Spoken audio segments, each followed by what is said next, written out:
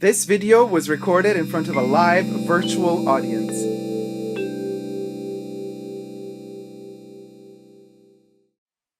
Hi everybody, Dacob here. Welcome back to the Fashion Bunker. Today we have a wonderful, exceptional topic to talk about. A lot of you have been sending me DMs in the past weeks saying, Dacob, what gives with Chanel? You've been sending me articles, newspaper prints, information that you got from your sales associates under the table about the fact that Chanel is allegedly going to limit the sale of their classic bags, and some even mention every bag, even if it's a seasonal bag, to one bag per year per customer. Same applying to small leather goods or some small leather goods. The news started breaking in South Korea and other countries in Asia, and people have been starting to ask me, is this true? Is this going to apply worldwide? What is it going to be? This is the topic we're going to be talking about today. Oh, by the way, get your Halloween merch until the 31st of October. If you're watching this video before the 31st of October 2021, you're still in time to get the limited edition merch. If you're watching after the 31st, alas, you're too late. But there's always next year with a new collection. So subscribe to my channel here on YouTube. If you haven't already, thumb up this video because we're going on a journey. Thank you to all my members and patrons who have already pledged. Without you, the Fashion Bunker wouldn't be here. Push the join button next to the subscription button and gain access to extra perks today. Video is being filmed live, like we live stream every Saturday. So I have my wonderful co-chatters in the chat. You're all invited to join me every Saturday on my channel for the live streams so we get to converse together. I have my little earplug ready because I have a wonderful special guest, a very, very dear friend of mine who has decided to join us in this conversation. This is an episode of Chaneloholics after all. So I would like to welcome everybody, Laura, aka the TheCCSpy. Woo! There you are, Laura. Welcome. Hello, how are you?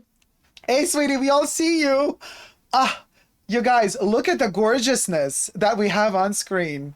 Laura, darling. Thank you. Laura, darling. How are you guys? You look fabulous. First of all, you're hiding in your own fashion bunker. Welcome to my home. The home bunker. I was going to quote Dracula, you know, when he says, welcome to my home, enter freely of your own will, Yes. and leave some of the happiness you bring. And you might never exit. And Laura, you're wearing velvet, aren't you? I'm wearing velvet for you, yes. Blood red velvet. Oh, That's right. So sexy. I'm loving it. You are definitely Madame Dracula. Today, only for today, only for you. Oh, and oh my God, you got the guzzle. You know, I can't do alcohol just yet, but I have my yerba mate, which you know from your country, right? Sherba, we call it. Sherba mate. Yerba mate. Listen, mate. Lauretta, you got a little bit of Chanel going on for us. Yes, I went to London the other day, and I asked the question. I asked openly about this the new rule, basically. And I said, what's going on? I heard that customers are only going to be able to buy one bag a year. They were aware of the rule. They didn't try to hide it, or they said, yes, it's starting in South Korea right now. We don't know what's going to happen, but they knew about the new rule. They weren't trying to play cool or say, no, you can buy whatever. They said, we know that might be happening here as well. So they're not denying that, and they're not being super open, but I felt the person was being honest. So not only do we got the Brexit issue, now also we got the Chanel exit. the bagsit, because the bags are exiting purchases. Like nobody. I love that. Yes, right? Yes. We're gonna call it back. Yeah. Bagsit. But I mean, we're gonna get more into detail about this. But first, I was talking about you got some Chanel to show us. We got Chanel earrings on. What else we got on? Oh, bracelet? These are not Chanel, but they are like some vintage cuff. Oh, it looks very Chanel-ish. It's very like the motif cross, very Maltese. Isn't it? Yeah. Very, very Gousson. Yeah. And we got the Chanel bags in the background. I see. Check this out, you guys. All the babies are hiding right over Let me get your there. bag. I have to get a bag out. Let's get a bag. Ooh. Ah, okay, you guys. This is my favorite from this season. I'm telling you. I'm telling you. First of all, sorry, I'm just so excited to have finally Laura on camera with us for the first time ever, because usually Laura was with us only in photo. So I forgot to tell you, go follow Laura on Instagram. And I posted her Instagram tag at the bottom of the video. So you can see it right there, guys. It's TheCCSpy, all spelled together. So be sure to follow Laura on Instagram. Send her some love. And so when Laura posted this bag, this is, by the way, fall winter 21. I was like, okay, hands down, the best bag this season. You want a bag for fall winter 21 from Chanel? I mean, if you already have all other Chanel bags, obviously, because it's really difficult to pull off sequins. Check this out. It's so amazing. Does it? It flips. No way. No freaking way. It's magic, guys. It. What sorcery is this? I don't know, but I love it. Oh my gosh. I mean, first of all, so when I saw this bag, I thought Chanel photographed it. You know, Chanel showed it on their website. It doesn't look that good on their website, but Laura's like, no, no, no, trust you me. Wait till you. And then she photographed it. It was a different color as well. Exactly. And when she photographed it and showed it, I was like, okay, if you want a sequin Chanel bag, this is it. And look, guys, they went back to the old school 90s. The grommets are next to each other, not in front of each other. It's a single flap, which makes it lighter. It's not a double flap. Is this one made in France or in Italy? Sorry, you know, I have to ask. Let's have a look.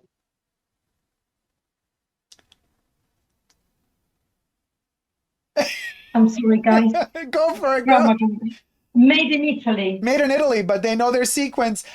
It's just so freaking majestic. That blue with those rainbow colors, this thing is amazing.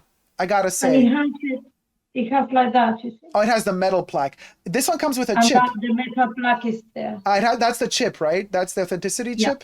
That's the chip. Let's look at the chip then. It's really, I mean... Wait, is it inside, is it fabric or leather? Inside is fabric and this is leather. Yeah, the top flap. Yeah, it's a seasonal bag. But that's good. Yeah. It makes it lighter because the sequins already make it so heavy. It's really good that it's actually fabric, a little bit lighter in the inside. The colors are so saturated, brilliant. Great find. And for Chanel standards, I think the price is even decent for this one. Yeah, it was I thought it was going to be a lot more expensive than it was. Yeah, I thought like a bag like this size, like 6K, but no, it went under 5, it was 3.8, I think. I mean, so 3.7 or 3.9. This is like, you guys, this is like a little bit bigger than medium size. This isn't this is not a mini. We're talking, this is going towards jumbo. And it's under 4,000. So, I mean, I know it's a lot, but it's not a lot for Chanel standards, believe me. Yeah. This is a medium. It's just a little bit bigger. It's a bit bigger than the medium. Yeah, just a tiny bit. Yeah, so it's going towards a jumbo size. Yeah. No, it's just like a centimeter. Yeah. Just a centimeter, yeah. And by the way, Laura painted the coco bag herself. This is Laura's hand painting. Wonderful. You can see all of these photos in detail on Laura's Instagram page, by the way, or Instagram profile. I call it page. So, yeah, it's really, really good. It reflects light so well. Listen, Laura, so I've been receiving all of these notifications from people asking me, what gives? Is there going to be a limitation of 1 bag per year, 1 small leather good per year? Now, I have read all the articles, you guys. All the DMs that have been sent. It was a lot of DMs. Sorry, I could not answer all of them. It's just overwhelming for me. And not that I don't care. I do care. It's just that time-wise, I'm tied up. But I did my investigations. Now, when it comes to Asia, and specifically, if we're going to talk about South Korea, people are saying that, yes, there will be this limitation of 1 bag per year. I do not understand yet if they mean any Chanel bag or just the classics. Do you know?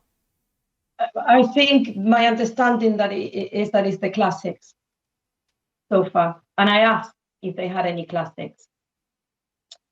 And I think there was a silver one. And then I went to a different floor and they didn't have any classics and they didn't know why. But I assume it's because there might be a little price increase coming up. Right? Yeah. So, well, but also I think a little bit is due to Brexit because of the shortage of bags. Because I can tell you for sure in other countries, I've been asking all of my spies everywhere, the little birdies, if we want to quote Game of Thrones, and little birdies have been referring to me. And in other countries, classics are available. So maybe it's a British thing at the moment. I'm checking in the chats if somebody said anything. By the way, they're loving in the chats. Gustavo says, wow, Laura's giving off femme fatale vibes. I love it. Thank you. Femme fatale chic vibe. Tati Y says, Laura's earrings are so me, lol. I love them. She looks gorgeous. Kimberly says, you look fabulous. Anne says, I agree. The limitation is going to be only on the classics. Sidonie says, is it because of supply chain issues or they're trying to curb reselling? Well, we're going to get to the reasons why, but just a second. Tati Y says Dacob. It's one classic Chanel. Hold on, now the chat scrolled. Let me find Tati's comment. It's one classic Chanel and classic flap for Asia per year. Wait, what do you mean by CCH? What does CCH mean? Me and abbreviations, you guys. CCH and CF. CF is classic flap, but CCH? What's a CCH?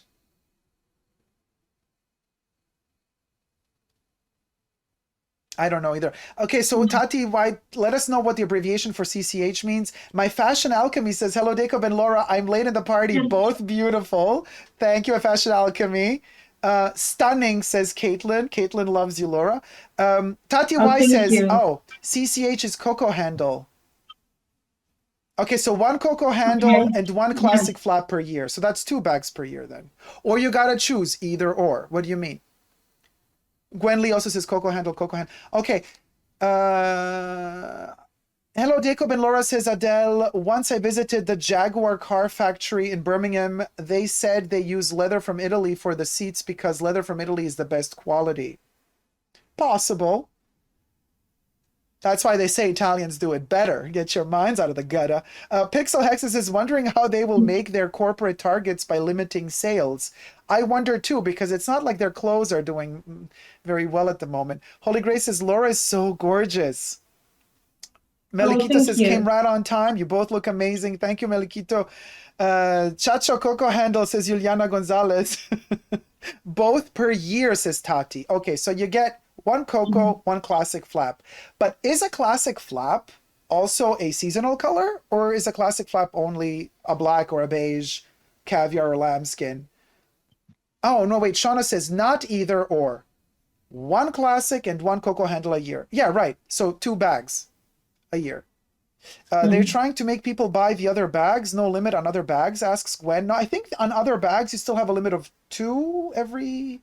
How does that work? Every month. Yeah. I think it's two per month. But then again, I mean, how many bags can you buy per month? Do you need to buy per month? I thought we said 6 per year. So that would be 1 every 2 months. It was one every 2 months before this rule. It's not like I've been buying classics like crazy. I have. So the bottom line, Laura and I were talking about this the other day, and we were kind of coming to the conclusion that it doesn't really, like, who needs 12 double flap classics a year? Yeah. Who? I've been collecting Chanel since I know of myself, and I've never had the need. I have the 255, which is a classic, a double flap 255 in the regular size. I have a double flap 255 in the large size, and I have a classic, a timeless classic double flap in the small. That's it. That's all I ever Yeah. needed. All the others are seasonal, plus the minis. And I did make a video a while ago saying that the minis are now considered timeless classics as well. I have a bunch of minis, but I'm not looking for them anymore. Like I'm fine. Who needs 12 double flap smalls, jumbos, mediums a year? You guys, honestly, Laura, what do you think? I agree with you totally. And I was thinking after our conversation, I remember buying my first classic flap in 2008, and it was the black small with silver hardware. And I was very happy with that bag. I was super content. I mean, I could have gone back and bought another classic. I think at the time they were £1,150 or £155. So compared to today's prices, I mean, it was still a lot of money in 2008. But I didn't. I didn't go back and buy another classic in red. I didn't go back and buy another classic in yellow. I didn't go back. So I did that for a reason. I bought different bags. I wanted to have a variety of colors, models, seasonal bags, minis, you know. So I'm not going to get the FOMO now. There is a bag that I haven't revealed that I bought some time ago, which is for my birthday. And I was very lucky to find that bag in Paris, thanks to a friend. But I don't feel the need to buy a classic flap every month. But then again, I do have quite a lot of bags. I prefer now to invest in having perhaps a jacket, some ready to wear, some accessories, the shoes, to have the total look when I want to. Yeah. I know it's easy for us to have this conversation about, who carry bag, because we have a bunch of these Chanel bags already. So I get it. It's not a conversation to be had by everyone. But then again, for example, who can't afford buying 12 bags a year, and even who can afford to buy 12 bags a year, forget about the money for a second. It's just the concept of it. You really don't need them. And I mean, it's kind of a repetition of the same concept. I'm talking about the same exact bag, you guys, like double flap, timeless classic, small. Okay. And you buy the timeless classic double flap small. In January, you buy it in blue. In February, you buy it in red. March, you buy it in pink. April, you buy it in green. And why? So now I understand that people in the chats are saying, well, so this is kind of, they're trying to battle resellers. First of all, I don't know if this rule is definitely going to hit America and Europe. Laura is telling us that the sales assistants and the sales associates in London are aware of this rule. And so we kind of deduct that they might be introducing this rule to London as well, or Great Britain as well. I have not heard any confirmation or denial of said things in America and in Europe. As for now, it seems to be kicking in and starting off first in Asia, or some countries of Asia, like South Korea, for example. One classic bag per year, one coco handle per year, as you guys said in the chats, and then a little bit more flexible on the seasonal pieces. CM says 12 bags a year and 12 small leather goods a year. I guess this applies to maybe Europe and the US, but you know that also the store managers can break the rules if they want to, meaning I just told you a couple of months ago, remember when I have here the love of my life, my little 255 clutch. I bought two clutches relatively close to each other because I felt like they're going to go up in price yet again, and they did. So I got the Timeless Classic clutch and the 255 clutch, and before that I got the foldable tote, which is a small leather good though, and then a couple of months before that the camera bag, the small one or the mini one. And I was blocked in the system, and my sales associate said, oh, Dacob, actually, hold on, let me talk to the store manager. And then the store manager came, looked at me, and then we had that whole conversation. She smiled because she knows me since like forever. And of course she said, of course you can buy the bag. So they surpassed the block. Now, do you Mhm. think they will be surpassing those blocks in South Korea as well? It will depend on the customer and the relationship they have with the SA and the manager. Um, what I was told when I was there was that by limiting the number of bags that one person can buy, then more people will have access to those bags. So more customers can come along and buy. So there will be more to go around. That's what she. So it was clear that she understood what was going to happen and why it was being set in place. So, but like we said, the rules are there. Rules are always there to be broken. I suppose if they know the customer well and the customer needs the two bags, they might let them have it. Perhaps not two classic flaps, but a flap and something else. Uh, I don't know. It'd be. I mean, I just like we were saying, the concept of buying two classic flaps in the same day is a bit bewildering. But a lot of people might want to build their collection really quick, and I respect that, and it's great. And perhaps they will slow down later on in time, but it's not something that has ever appealed. I have bought two bags on the same day, but they weren't the same bag. They were completely Yeah, different things. I also try Completely to really different. go for totally different shapes, but I'm hooked on the 255. It's my favorite bag. So every time a new iteration of the 255 comes out, I Of go course. hunting. But I do understand if somebody, I mean, because you guys, it's in 12 months, you only get one timeless classic. You got to choose. It's either a 255 or a timeless classic, but you get only one a year. And I understand that somebody might want a small double flap for certain occasions. And then 6 months later, you figure out you need a jumbo for some business ventures, some business attire or look. Of course. For the journey. Yeah, you're for a journey. So you have your, so I understand like they're within the realm of the classics, of the timeless classics. I understand that somebody might have a need for more than one size. So I understand that in 1 year, within Mm. 12 months, you might want a small and then you want a medium or a jumbo. They are different bags after all. Or you might like a small double flap now and you buy it and it's really great, but then you fall in love with the 255 and then they tell you can't buy the 255 this year because you already bought the small double flap timeless classic this year. So it's a bit, I just hope that this rule doesn't hit all the world. And as for why this rule is happening, Laura, do you think it's because they try to block resellers? And do you think that they will manage to block resellers with this rule?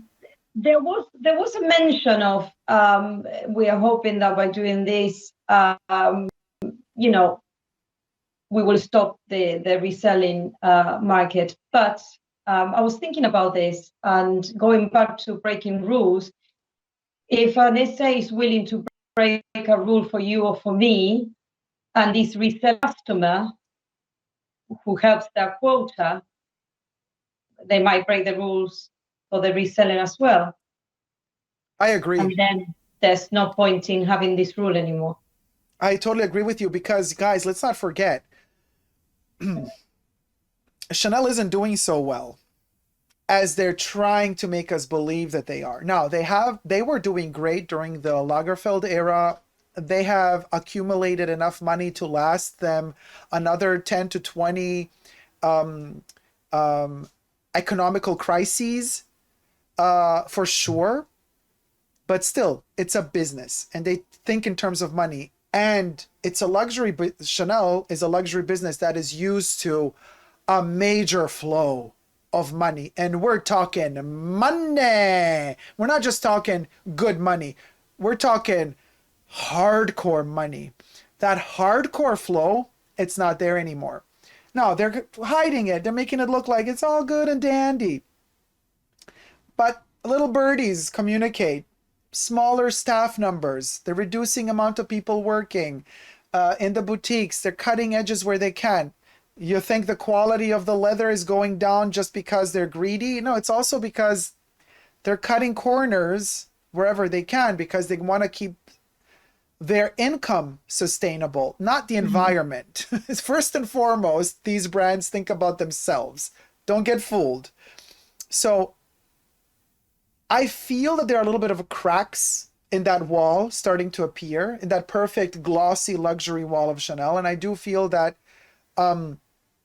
it's very, very risky what they're doing, because by limiting these bags, and I've also received confirmation from several sales associates that I know worldwide that work for Chanel telling me, of course I have to say allegedly about everything that we say in this video, these are only our opinions. Don't come for us, Coco. Well, Coco wouldn't come for us. She would be on our side, I believe. But the brand itself, don't come for us. She told, because I said, listen, I would love to, several people actually told me, but my sales associate in particular, I said, I would love to order something from this new collection, apparel-wise, but it's like, Virginie, I understand that Chanel is a female brand, more power to them, and it's great, but Lagerfeld was clever.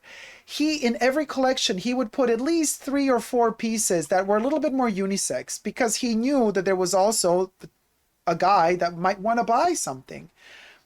So he would always he would sprinkle in a little bit of an option also for a bigger person. So, and I said to my sales associate, I said, well, you know, I'm really looking for something apparel-wise to pre-order, because I love the concept of pre-ordering it 6 months ahead of time. And then I'm so happy I'm waiting for it to arrive. I feel like it's made just for me. It's almost like haute couture. It's not, because it's not handmade, but it feels that way. And I said, but I can't find anything. Everything is like super tiny and cropped, or cuffs, and then puffy here and puffy shoulders, and very girly, very tight here, very tight under the armpit, waist cinched, cropped. And my sales associate looks at me and says, oh, Dacob, this is not just you. Women have the same issue. Customers that have been buying with us for decades can't find clothes anymore, because everything is too short, too cut, too cropped, too teeny tiny. Virginie works in that girly aesthetic, and she doesn't really expand and implement more body types as she should, as Carl used to do. And this is a big issue. So they're having less people, return customers who have money, buying less. They're buying less because they can't find something that fits them. So imagine you're losing money there. Then the only thing that's making you money are the bags, big time. You're like, we're stopping the bags. So you're going to get less money there as well. Because you can, listen, if you're going to really, really have that thing of selling just 1 bag a year per customer, and you don't break or bend the rules for anybody, what are you going to do then? You're going to make the bag cost $40,000 a bag to cover up the losses, because otherwise people are buying less clothes. You're forcing them to buy less bags. How are you going to make money? And that's why I think Chanel is really risking it big time here, because it's not like they're sitting on a designer, artistic director who is a star, who sells out whatever collection they make. They're working with Virginie Viard, who, she has her amazing sides, she has her talents, for sure, no doubt about it, but it ain't a sellout. So what are we selling here then, if everything is so limited? Laura, what do you think? I mean, are bumpy times ahead for Chanel? My unpopular opinion is I really like her designs. I find them simpler and more wearable. And I have asked for something that I can't remember the number of the look, but it's that blue soft jacket dress. Yeah, was it like 37, 47? Yeah, I think it had a 7 in it for sure. But I really like her designs. I was talking about this with somebody at Chanel, and they said that perhaps they're losing some customers, but they are winning new customers. A certain kind of customer is lost, but a new kind of customer is coming in, which I found quite interesting. I like her designs, but I can see what you're saying, Carl. There was also the male models at the end of the shows or during the shows, you know, showing some looks that were very interesting. in London, I see I keep seeing the same people that I've always seen buying the clothes. It doesn't seem much, but I think that for us, there's a combination of things with Brexit, with the times that we're living in, with the pandemic, that numbers are very limited. I'm still waiting for a couple of things to try on that have not come in, for example. From fall So winter. I think, yeah, the collection just I'm still waiting for one is an accessory, is the braces, and the other one is the jeans that they still haven't come in. So and they said we're having problems with not problems, but we're having limited stock arriving, but it will get better. They keep saying it will get better. This bag that I bought, there was only one, and it's this one, and I think there's one more in another boutique, and that's it. On the one hand, I like that because I like buying a bag that I know that is, the only one that was there. Yeah, but it's also a very special bag. I don't think that they would have ordered 10 of those. I think that's... But in the past, I have seen downstairs, there were lots of sequence bags, before I from have older seen collections. them, yeah, of other collections, yeah, in the past. That didn't appeal to me as much as this one. But I remember seeing, a few out in previous collections. There was like a silver one. There were a few dotted about. Now there was only this one. So I think the problem that we are having is more complicated than just Virginie.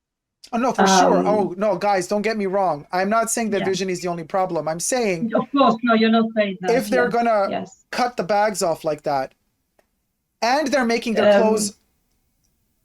I mean, Laura is a very, very petite size. She can fit into anything. She has a wonderful figure, slender, whatever. But Olival is saying, Olival in the comments says, this is a great point, Dacob, on the sizing.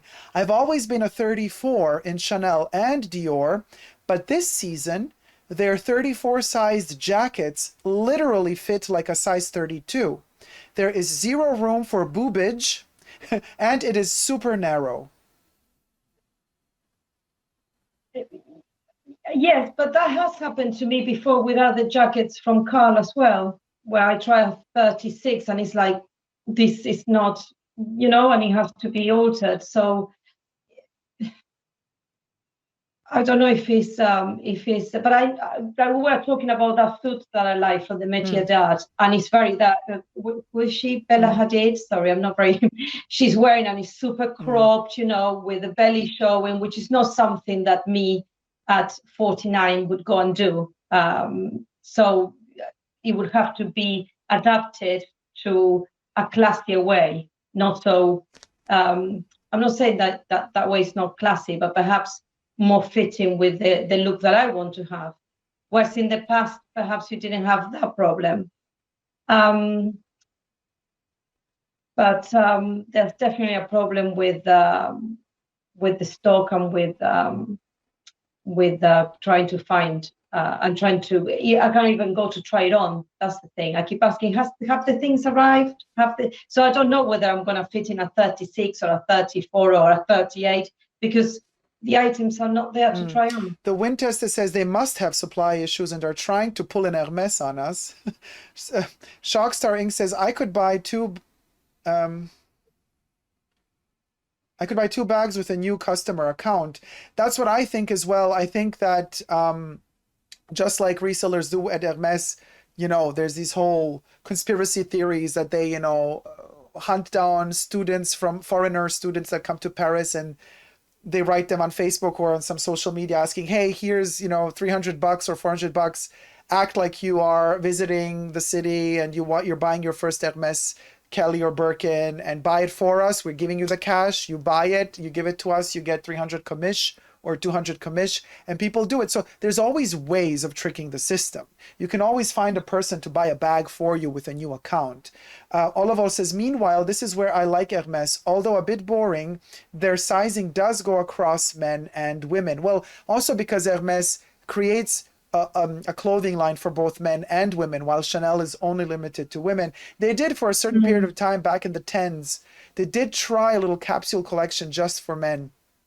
It didn't go far, unfortunately, but for a couple of years they had a little tiny niche, couple of pieces made just for men. 31 Rue Cambon for a certain period of time had a whole little section of the boutique dedicated just for to men. That's gone now. Gary says to win test, drop 15K on ready to wear and accessories, and you can have the opportunity to buy a classic flap and be grateful. Well, yeah, I mean, it's kind of how it feels like it's heading towards that. But in all the boutiques I've been asking lately about these limitations, none of them said anything about an issue with limitations. And also, the boutiques I've been going to, they have all the unicorn bags, they have the double flaps and all the unicorn skins standing there, sometimes in doubles on the sales floor. It's just, it doesn't feel like they're flipping it to this, you have to ask for the double flaps because they're not on the sales, you know, like you would for a Birkin and a Kelly. It's not happening yet worldwide. Maybe it's an Asian issue for now. KDF says, I am a 38 and I had to go to a size 40 and 42. Hold on, what else? Anne says, Chanel could do so well if they included more body shapes and men bodies. I mean, it would do them good for sure. They don't want to. They're so rooted in this kind of classical, they're very old school and they just don't want to progress. They just play it. The harder the times get, the more difficult the times become, and the more Chanel shuts down and says, no, now we want to sell even less. Now we want to do even less. Now we want to make it even more complicated. It's a strategy. It's a strategy. Big Black says, I think the sizes became slightly smaller to adapt to Asian customers, which most brands cater to nowadays. It's a good point. Yeah. Well, if they're using Jenny for their coco neige, so that says it all from Pink Black. What happened to the Snow collection?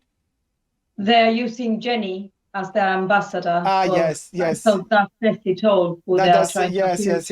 That's true. Beautiful. Absolutely. I think I've got it here if you want to see it. I don't know if people have seen it. Yeah. While Laura is getting the catalog, Oliver says Chanel needs to have a men's collection. Just have another designer to the line. Virginie Via stay with the women's. So Laura has received from Chanel the Coco Neige or the Snow collection catalog or leaflet or presentation, like a little poster. Yeah, there you have it. Yeah. And it also, they've been doing this Snow capsule collection since a couple of years now. This jacket is interesting, but again, it looks like a Vivienne Westwood, super cropped. I feel like the advertising for this particular campaign was very strong. I mean, look at these posters that I received. Yeah. I had a lot of K-pop fans messaging me to see whether they could get these from. So, because they're a fan of the lady. Exactly. So, and when I went to London the other day for the jewelry event, they have all of these. I saw the jackets. I saw all of this. But I'm not going to be hitting the slopes this year. So. No, and I'm not a big Snow fan at all. So. No, a little cliffhanger for y'all. I've been to the Chanel boutique, and there's something is a brewing. And I might reveal something pretty soon. So stay tuned for that. But I got to say that when it comes to this, so I went to the boutique last week and the Neige collection, the Snow collection was there. And even in that instance, because there was a couple of things I was looking for, not from the Snow collection, but from the past collections. Of course, nothing fit. Everything was too tight. They rarely order a size 50. That's why I would have to pre-order. And then my sales associate said, oh, we just received the Snow collection. And then she's like, maybe you would. And then she stops and says, no, everything is too small. And so you know what I mean? Even with the Snow stuff, when you're used to bigger jackets, we're talking winter. Even for that, she said, there's nothing for you, Dacob. everything would be too tight, too cropped, too small, too tight here, too short here, too cropped under the armpit. So it's not like we didn't try to go more into the prêt-à-porter for me, but also there are other bigger female clients. There's nothing for them. There just isn't, you know? Oliver says Chanel needs to have, oh, I read that one already. Katie says, New York City, Chanel has everything. Well, off we go. Yeah, I'm telling you, it's Brexit, particularly for the UK. Big issue is Brexit, for sure, sure. The shortages are definitely due to that because they are delivering in the rest of the world. Oliver says to Bimbak, a very good point there. I had not thought of that, although do you think they make separate sizing for Asian markets? I have seen Chanel clothes with Japanese sizing on it. I don't know. That's interesting. Could be a possibility, you guys, but I haven't. I mean, I've seen sometimes that they put international sizing on some labels. You have it like European, they do French, Italian, US, and Japanese maybe in some cases, but rarely. Bimblack says, on the other hand, I can't buy most Max Mara coats and Valentino clothes. They're way too big on me. Lynn says, when I purchased... Same. Yeah, for you too? When I purchased for my Chanel Classic flap in a Canadian boutique, none of it was on display. I had to ask for it, and they opened a cupboard and showed me the bag from the cupboard. I mean... Oh, that was Jenny from Blackpink, the model, or the singer model on your catalog. Yeah, Jenny from Blackpink. And the Winchester says, love Blackpink, Jenny. There you go. So Chanel knows who to work with. Exactly. I mean, she's beautiful. My daughter loves them. Not my kind of music, but I respect what they're doing. It's great. Yeah, don't come for K-pop. They're going to kill you. You know how they are. They're so aggressive. Oh, no. My daughter is a massive fan of K-pop. Franco Shu says, Jenny is the one bringing the money for Chanel. That's right. Each one of the girls from the band represents a different house, says the wind test. Yeah, I think that's one that's doing Dior, if I'm not wrong. I don't know if it's the same band. I'm going to have to ask Morella. The catalog looks like early 90s to me, says Steven. It's really good quality as well. I was really surprised to see the effort that went into creating those posters. They're beautiful, absolutely beautiful.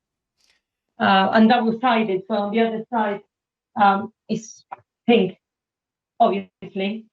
So you mean the same photo? Pink. Oh, it's a different photo. Yes, but it correlates when you put them all together. I don't know how I'm going to go put them back together again, but yeah, I know what you mean. Susie Q says, I bought 3 bags last month, and you're only supposed to be able to buy 2. The sales associate said, if I went and got cash, I could buy the bag. Looks like there are ins and outs for these rules. Of course, that's always a way to get. I heard about this master plan that Chanel had many years ago. I don't know if it was in 2009, 2010, but I knew that this was coming. And I can't remember who told me, but this was a very clear plan that they wanted to position themselves within, even higher within the market that they're in. They were running after Hermes. Yes, they wanted. I didn't want to say that, but yes, they wanted to position themselves, in that bracket with Hermes for their bags. But like we said, the quality will have to improve because we've seen some bags, haven't we? We've seen some bags. Oof. And we have returned some. Well, in my case, I have returned some bags too when they were just subpar. Gwen says, these are nice posters, but a shame that they have a crease in the middle.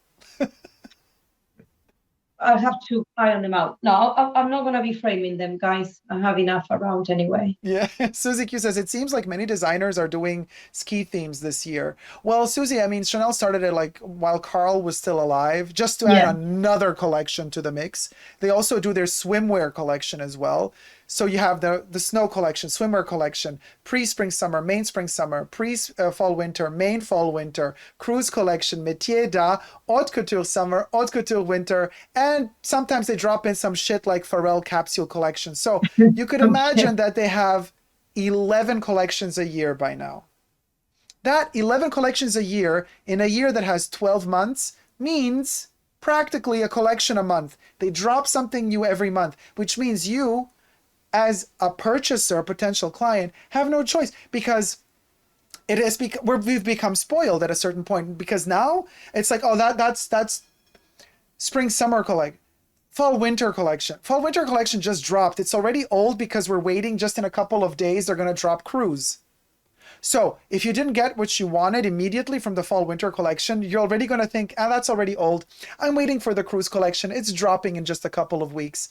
You know what I mean? And there's this kind of, they're rotating the collections so fast that they're kind of biting themselves in the leg in many ways, because in the past, when you used to have 2 or 4 collections a year, you gave the client also a chance to breathe and get acquainted with the collection and fall in love with it. Now you don't have time to fall in love with a collection. What time, girl? Yeah, they just showed us on the runway spring summer 22, but you know that in just a couple of weeks they're going to show the cruise collection, the métier d'art collection that will be presented in just a couple of weeks. So it's going so fast that I don't think they're doing themselves any favors. They think that turnover, but this is what I believe is the problem.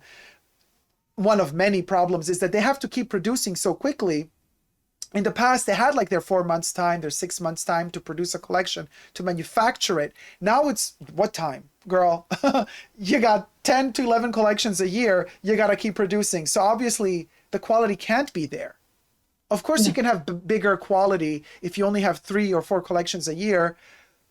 You have more time to dedicate to quality control. You need less materials. So better quality can be manufactured. But if you're churning out a collection a month, you know what's going to happen.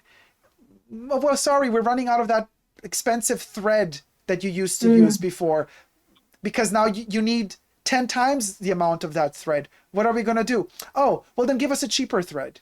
And that's where it begins. And it doesn't end well, because it keeps growing and growing. They keep adding, even now that Carl is gone, they still keep adding.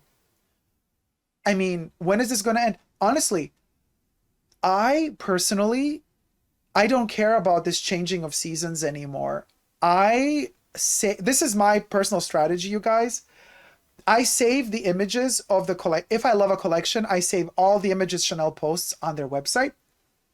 I save all the product images. I save all the close-up images, and I have them in my archives. And I marinate on that. And then seasonal bags, small leather goods, whatever. And then let's say, like, for example, now this something that I'm hopefully going to be able to show you pretty soon. 3 years, 4 years later, I'm like, ooh, this is really good. Because sometimes it takes time, you guys, to fall in love with something. I go to my sales associate and I'm like, here, does this thing still exist? Here's the product number. I have the product number because I saved the photo 3 years ago. She looks in the system. She said, oh my gosh, yes, it's still available. I can actually order it from another boutique. And because it's 3 years old, the other boutique doesn't, they're happy to give it away. And she's like, oh, and by the way, the price didn't go up. I'm like, yeah, I know. So this is how I see the loophole. This is how I enjoy Chanel. Also because I know back then quality was better. They still didn't sell it, meaning great, but it slipped through the cracks. It didn't get a price increase. And to me, it's a classic thing because I love it. I took my time to fall in love with a piece. I'm not allowing them to tell me, hold on, new collection is coming. Forget about what we just released yesterday. That's old. That's obsolete. Look at what's coming tomorrow. Yes, there's 20% price increase, but buy that. No, that's not. First of all, every brand is talking about sustainability. Let's be more sustainable. Well, first and foremost, stop producing so much because that's not sustainable. So already, boo-boo, you've cut your own leg. You can't even mention sustainability if you're producing 11 collections a year. Forget about it. That already in itself is a whole paradox, okay, full of worms. So, and if I find some object that is 3 or 4 years old and I love it and you still have it, give it to me. I'm not ashamed. I'm actually proud to say that I am saving this piece from being destroyed, because we know you're going to destroy it if nobody buys it after a certain amount of time. So I'm happy, because that's what Chanel should be about. To me, it's about heritage. Yeah. It's about heritage. And if I find a piece I love so much and it's 3 years old and you still have it in the boutique, hell yeah, I'm going to buy it. I'm going to prefer buying that than pre-ordering, let's say, a bag or a small leather good that's coming in 6 months. Fingers crossed the leather's going to be good. Fingers crossed that they get the stitches right. Fingers crossed that there's no flaw in the glues that they used. Like, what is that, you know? I'm very much like you, you know that. I find it very hard to move on that quickly. And I was thinking, I got the jumper from the Métier d'Art collection. I haven't even worn it yet properly because it hasn't been that cold. And I already went into the boutique and there was all these coco neige, all these different sweaters everywhere. And it made me think, wow, mine is old now. I don't care, because I buy things that I love and I'm going to wear forever. But even I felt like that. They almost got me there. My thing was obsolete already. My jumper was already lasty, very last season. Oh, yes. And I didn't even put it on. That's what really. But I got the pouch from the Egypt collection not that long ago. Somebody found it for me in the back. They had one in the back. They had one in the. And I was they very had happy. one in the bag. And I was very, very happy to be able to buy it. It didn't matter to me that it was from an older collection, that it was a couple of years ago. I was really thrilled that this person found it for me, and I could buy it. So, but it's very difficult. I don't know how they could stop. They have got themselves into this machine of all these collections, and I don't know how they can stop it. It's like it's rolling away with them. It's got its own momentum, but it definitely needs to stop, because we keep saying we live in this society where the object has taken center stage, and everybody's constantly unboxing a lot. Not just, I just got a bag, I'm really happy with my bag, I'm going to show it to you. It's constant, every day, something new to unbox. It's not sustainable. It's really not sustainable, and it's not good for us. It's really not good for us as human beings. That's my personal opinion. I know. I mean, and it's easy for us to say, like, here we are sitting in our 20 Chanel bag. But I didn't buy them all in 1 year. It took me a long time. If you think about my first bag when in 2005, then I didn't buy anything for a few years. Then I bought my second bag in 2008. Yeah. Then in 2015, I think I waited a long time. Then I went mental, but because I knew this was going to happen. Yeah, I know. We all went mental when their price increases started kicking in. My first Chanel bag was the clutch, the music tape clutch. So that was 2004. Oh, 2004. what a bag. 2004. And back then, so now their Minaudières cost like 10, 20,000. Back then, you guys, the Minaudières, the resin Minaudières were around 1,000 euro. I was such a fool. Anyway, but what I want to say,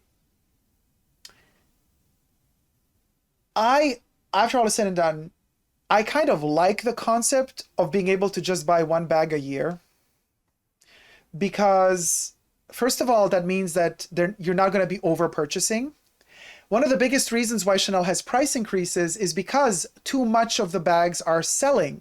Too many of them are selling, which means that the market is getting flooded with them. And Chanel wants to stop that, because the more flooded the market is, and the more they lose in value. They don't want. Be very careful, you guys. This does not mean that a brand is snobbing you if you can't afford this bag just like that. This doesn't mean that a person who can't afford it just like that should not get it and that Chanel is snobbing those people. No, no, no, no, no, no, no. This means that they don't even want the rich to keep buying a bunch of these bags. They want to limit the amount of these classic bags going out because they want to keep their value image-wise high. And they can only achieve that if the market is not over-flooded with them. That's bottom line. It has nothing to do with being able to afford the bag or not. It has to do with the image of the brand saying, we want people to desire these bags. People will not desire these bags if every single secondhand market is flooded with them, with every colorway, every shape, every material, every size, every season.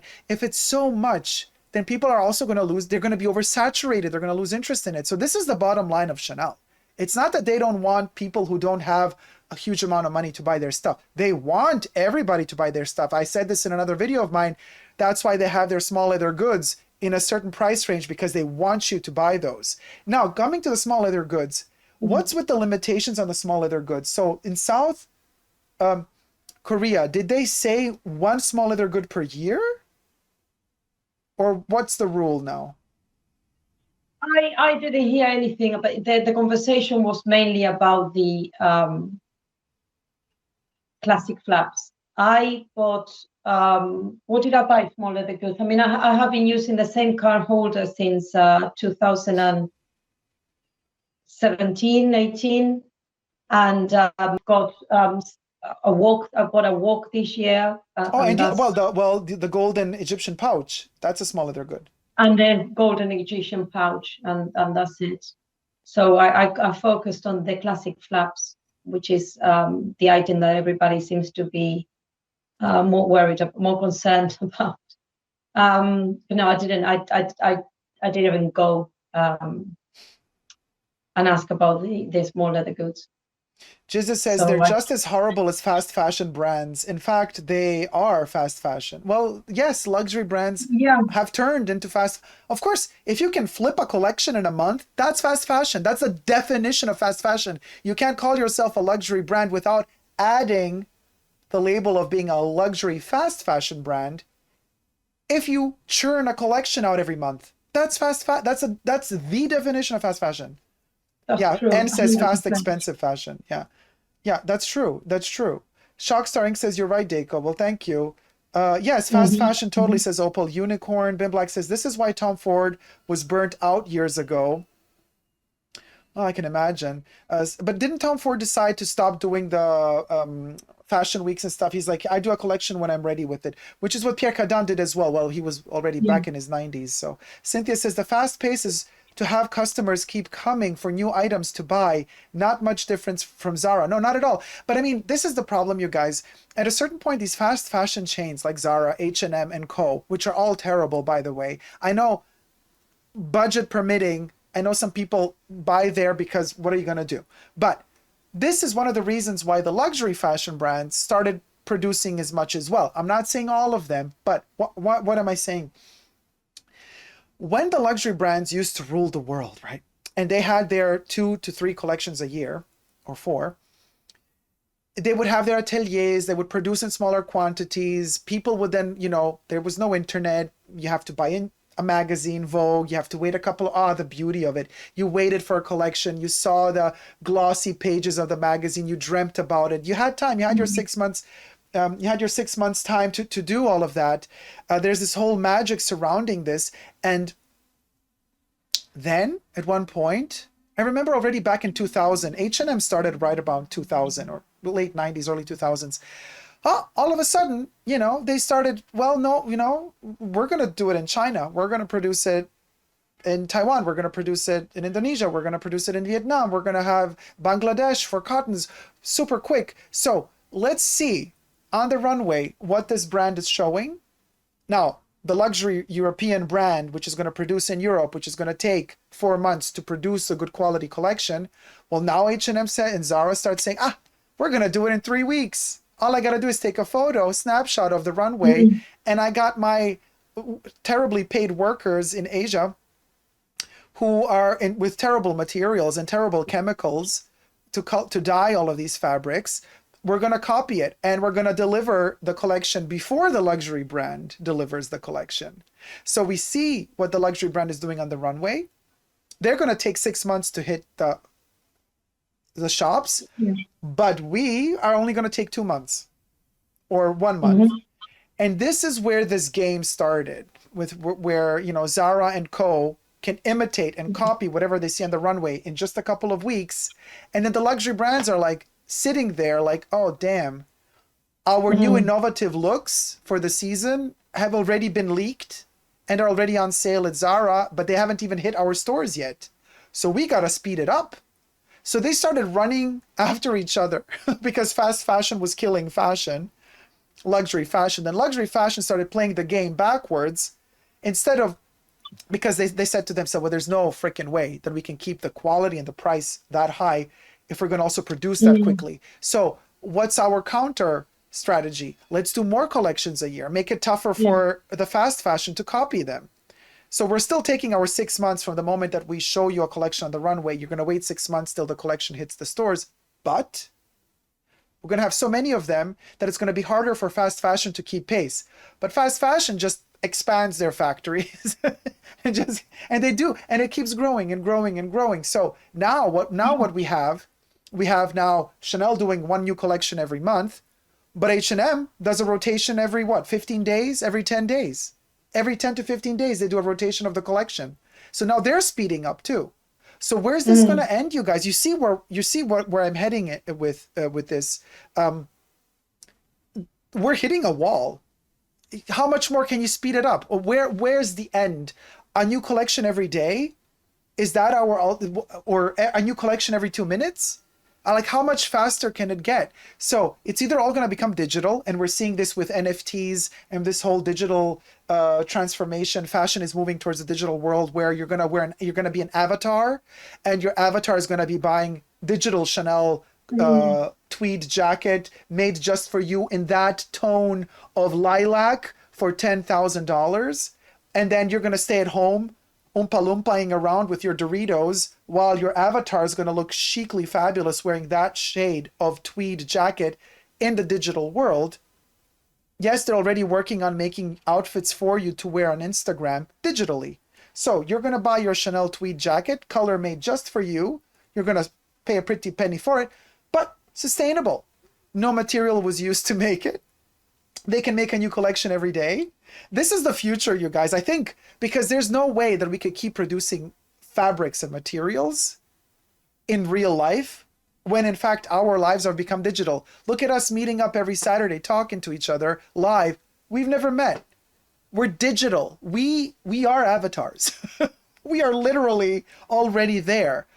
And in fact, the fashion brands are making the next step.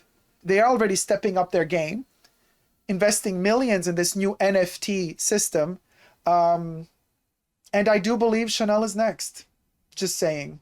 I mean, maybe I'm like taking a little bit too far now. I know the topic is about the limitation of the bags and small leather goods per year. But you guys, we always have to see the bigger picture. We always have to be intelligent and play the game a couple of steps ahead if we can. And smell the coffee. And the coffee that's where the coffee's at. It's a digital cup of coffee, you guys. It's a digital cup of coffee. Anyway, Laura, what say you? You gave me flashbacks of reading 1984, but make it Chanel. Yes, I think we're going to all be in our homes wearing our overalls, our uniforms, and sending our digital selves out into the world. We need to take personal responsibility. I try to take personal responsibility. I was very happy that I think it was last year, my daughter was studying the circuit of fashion at school in geography and the implications that had socially and in the environment. We also watched The History of Things. It's a very interesting documentary about how things are made and where they end up with the computers that we have to upgrade every so often, and the impact that consuming has. I'm not saying that it's easy. We're constantly being bombarded to buy more, But I have taken personal responsibility. I have stopped buying a lot of I stopped doing a lot of pointless things I used to buy, which was a different way of consuming. I value my time in a different way now. And I'm teaching my daughter to be the same. She's not a spoiled child. She's not wearing brands at 14. I'm very careful with what I buy her, and I teach her to buy things that are better quality and fewer items, but better quality, things that she's going to wear for a while and that she can pair with other things that she has. But, we all fall for the FOMO sometimes. It's a hard road out of hell.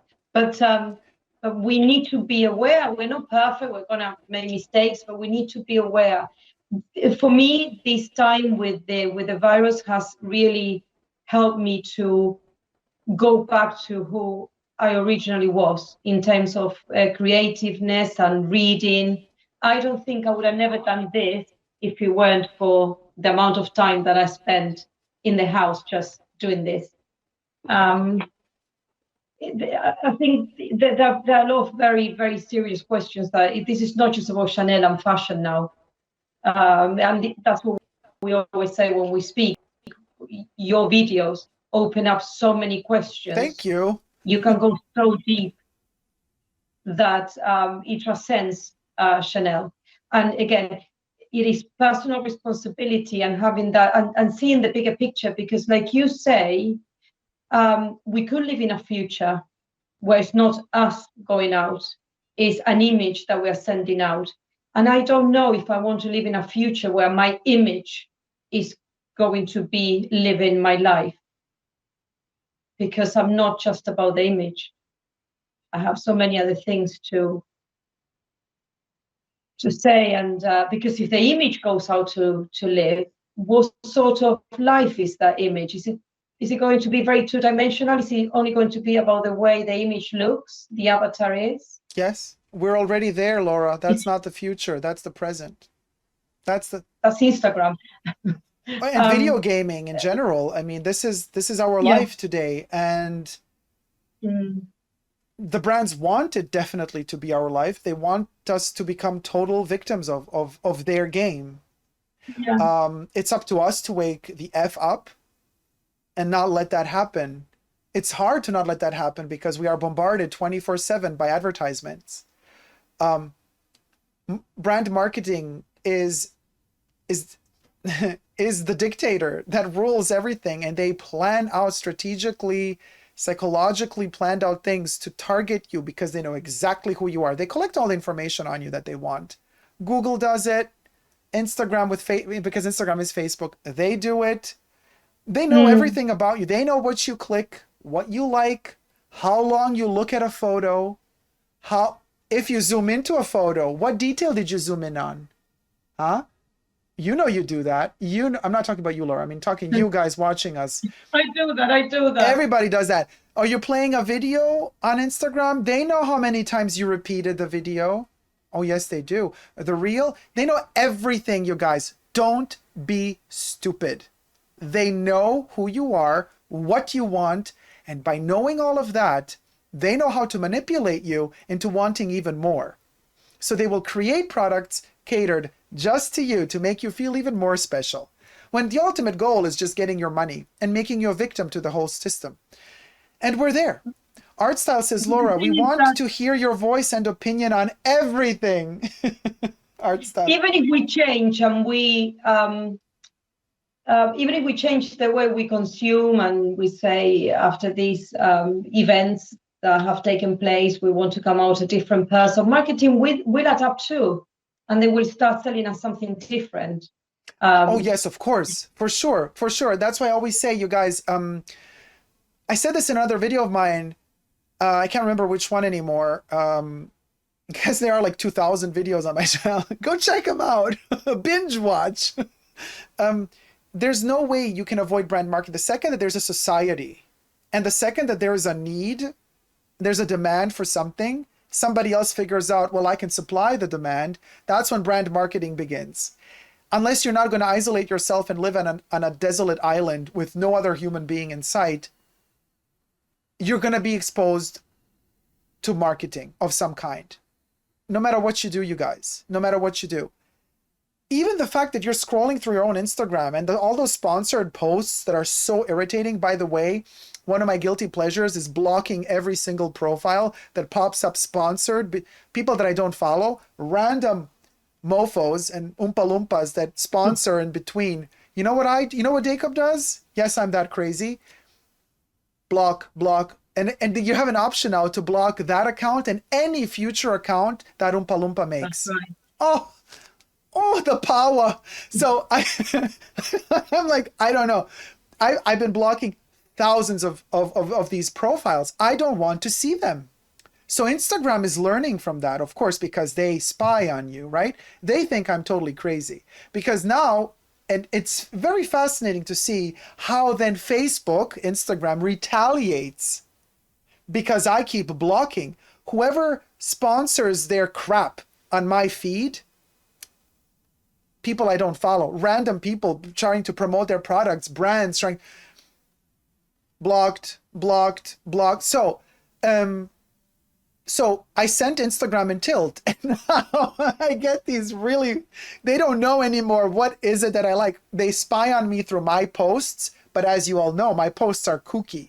They're very bizarre, superdacob posts. I have stuff that is very disconnected, and I do that on purpose because I don't want to let the algorithm mess with me.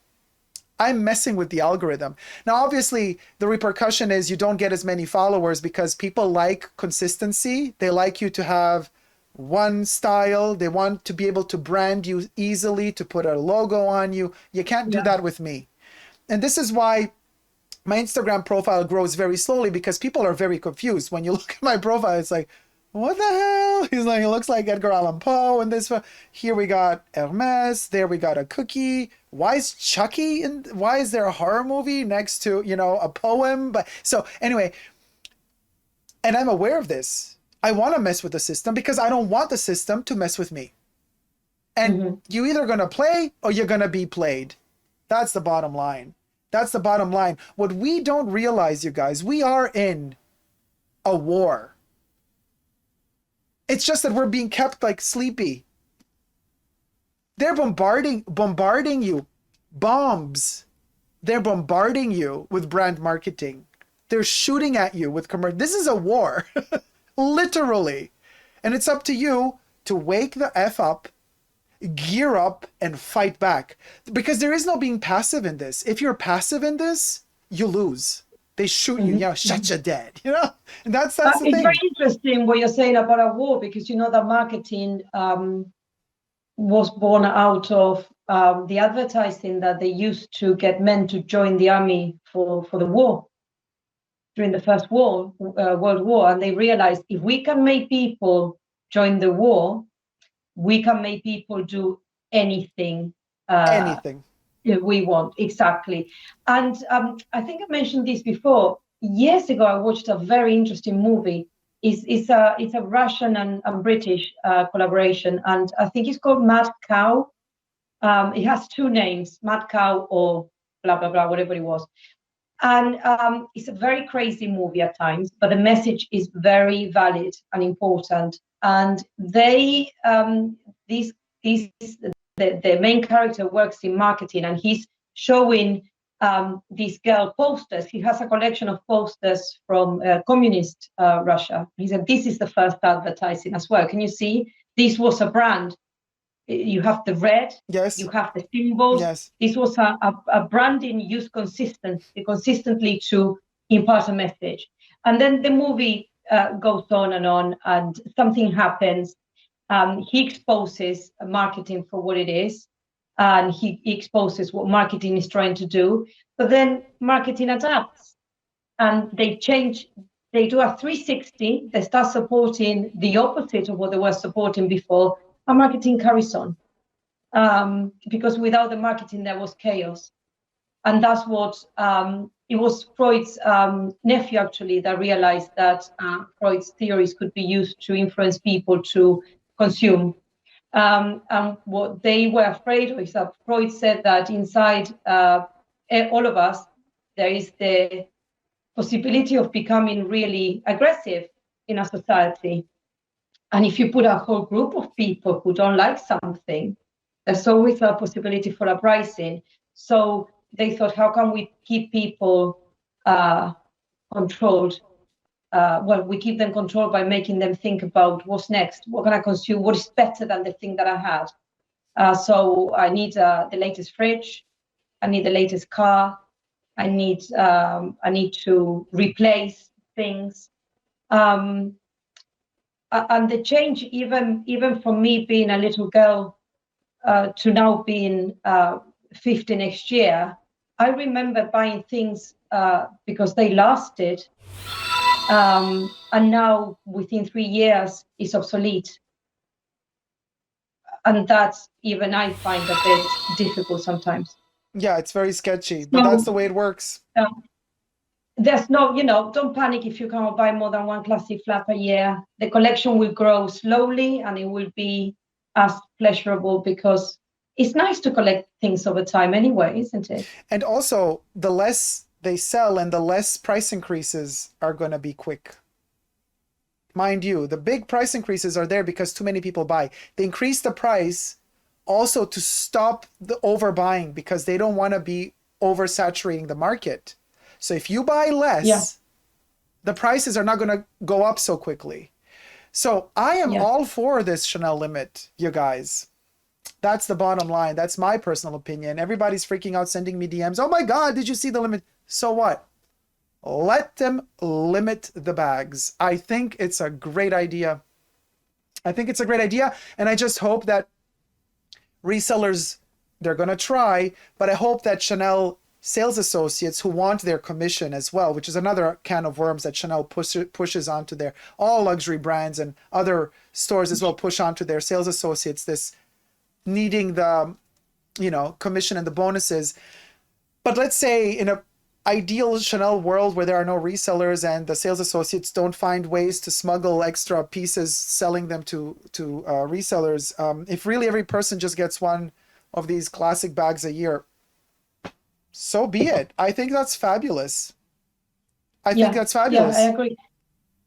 I have already seen second-hand places, places that sell Chanel handbags, already saying that they will have to put their prices up also in line with Chanel price increases. So the secondary market is also going to put their prices up. As they always have, of course. So, and what's the price increase in you said in November or in January? The Chanel price increase? I'm not sure what it is. I heard 1st or 15th of November. Yeah, I heard November too. So let's go get a bag. No, I'm kidding. No, I will not be getting a bag, guys. I'm very happy with my little. I'm into getting like things like this now. I don't care. I love seasonal bags anyway, so I'm okay. It's gorgeous. I told you guys, when I saw Laura's photos of this one, I was like, yeah, this is the best bag for fall winter 21, hands down. Bim Black asks, what is Laura drinking? Is that a rosé? I'm drinking pink gin in a champagne glass because I just got this champagne glass and I wanted to use it. Pink gin in a champagne glass. There you have it, guys. Because we break the rules. Yeah, we break the rule. We make them and we break them, bitches. All right, Laura. It's been an hour. We got to stop it here because, YouTube is like, nobody's going to click on the video. They're all going to get scared. Heaven forbid somebody's going to feed you interesting information that is longer than 3 minutes. You're not going to click on the video. Let's do a little thumbnail time together, little screenshots together. So what do we do? Should we pose? Okay. So the photos are happening without sound because we're the two of us joined now. Hold on. I only have one pose, is this. Oh, it's only one pose for you? Wait, I can lean on toward you like that. Yes. And then, oh, well, let's lift a little Chanel bag. You want to lift a little Chanel bag? Because this is about Chanel bag limitations. Might as well.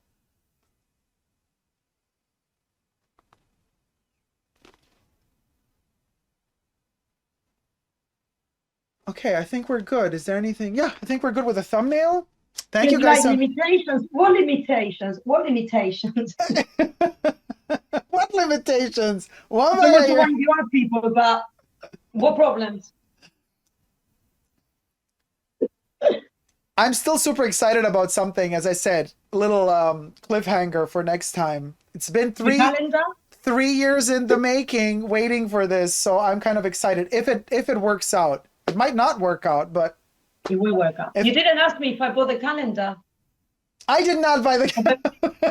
I bet people are dying to know if I bought the calendar. That's a whole other can of worms, you guys. The Chanel No. 5 calendar. People want to know if you bought the calendar. People don't believe me that I didn't. People in the chat. I didn't buy the calendar either, people.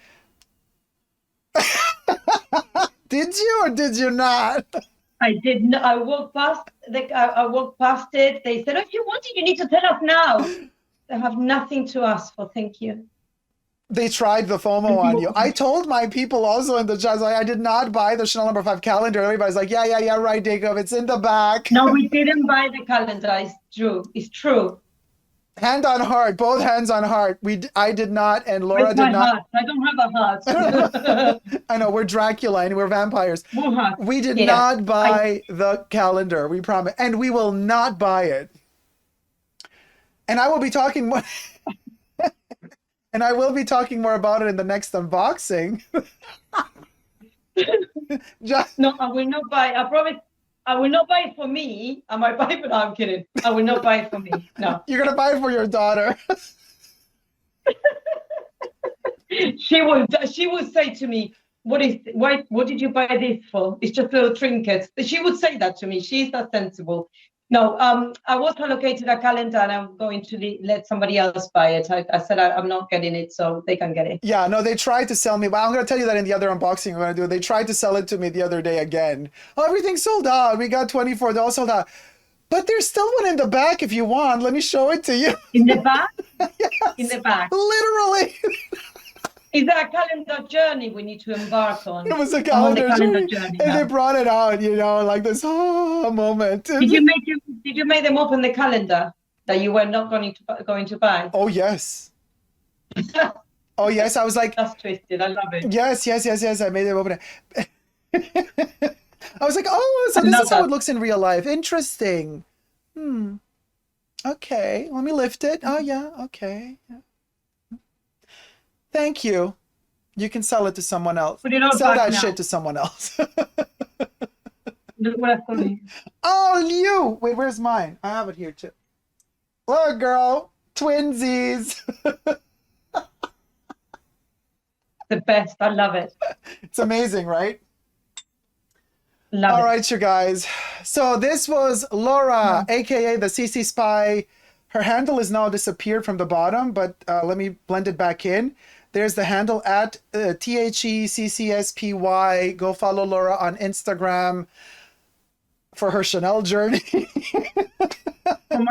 See what's classic flap I'm getting next. But go figure out what classic flaps we're getting. Right? Don't forget that there will be an unboxing on my birthday, but I bought that bag months ago. I'm just very good at waiting. True.